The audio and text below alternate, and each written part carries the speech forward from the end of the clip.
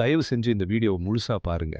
மக்களே, இந்த TVK, DMK, ADMK அப்புறம் இருக்க மற்ற சில கட்சிகள் எல்லாருமே மக்கள் ஒரு விளையாட்டு பொருளாதான் பார்க்குறங்க. கரூர்ல 38 உயிர் போனதிலிருந்து அரசியல்வாதிகள் எல்லோருக்கும் இது ஒரு ப்ரொமோஷன் தான்.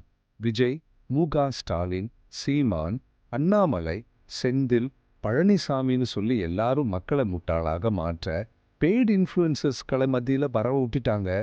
ஒரு பக்கம் விஜய் தான் காரணம்னு ஒரு பெய்ட் குரூப் சுற்றுது, இன்னொரு பக்கம் விஜய் இல்லை டிஎம்கே தான் காரணம்னு ஒரு குரூப் சுற்றுது. மக்களே, இவங்க யாரையும் முழுசா நம்ப வேணாம். எல்லாருமே நம்மளை ஏமாற்ற வந்த பெய்டு விமர்சகர்கள். டிஎம்கே, ஏடிஎம்கே, என் டிகேன்னு எல்லாருமே இதுவரை காலம் மக்களை ஏமாற்றி வசம் கண்டவர்கள். மக்களே, யாருமே யோக்கியம் இல்லை, யோக்கியர்களும் இல்லை. விஜயும் தனக்கு சார்பான விஷயத்தை மட்டும்தான் மெயின் பண்ணுறாரு. மக்களை யாரையுமே கண்மூடித்தனமாக நம்பாதீங்க. யூடியூப், ஃபேஸ்புக் எல்லாத்துலேயும் பெய்டு இன்ஃப்ளூயன்ஸ் தான், ஃபேக் இன்ஃபர்மேஷன் தான் எல்லாமே. மக்களை முட்டாளாக வச்சுக்க தான் அரசு இவ்வளோத்தையும் செய்யுது. இப்போ நீங்களே சொல்லுங்கள், ஒரு உயிர் போனதுக்கு பின்பு யாராவது உண்மையாக வருத்தப்பட்டாங்களா? ஹாஸ்பிட்டல் சிசன்ஸ், ஒண்டோலைன்ஸ் டிவீட்ஸ், 10 lakhs 15 lakhs எல்லாமே கேமராக்கு தான். இவங்க எல்லாரும் நடிகர்கள் தான், மறந்துடாதீங்க. நம்ம தான் ஸ்பான்சர்.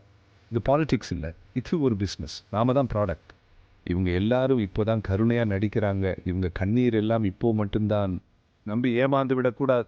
சத்தியமாக சொல்கிறேன், இது எல்லாமே ஒரு நாடகம் போல் இருக்குது. விஜயும் தனி மனிதன் தான், அவர் நல்லது பண்ணுவாருன்னு நம்புறது சரிதான்.